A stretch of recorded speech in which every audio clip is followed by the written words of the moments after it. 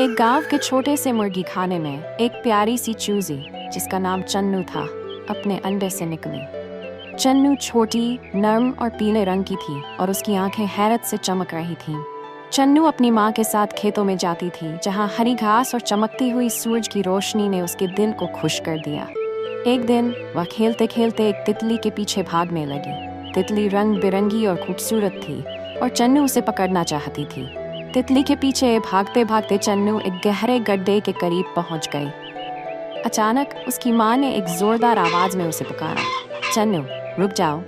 चन्नू तुरंत रुक गई और पलटकर अपनी माँ की तरफ देखने लगी। उस दिन चन्नू ने सीखा कि माँ की बात मानना कितना जरूरी है। शाम को वह अपनी माँ के पंखों में दुबक कर सो गई, अपनी अगली शरारत के सपने देखते हुए। और दिलचस्प कहानियों के लिए हमारे इस चैनल को लाइक, कमेंट, शेयर और सब्सक्राइब करें और बेल आइकॉन को प्रेस करें। शुक्रिया।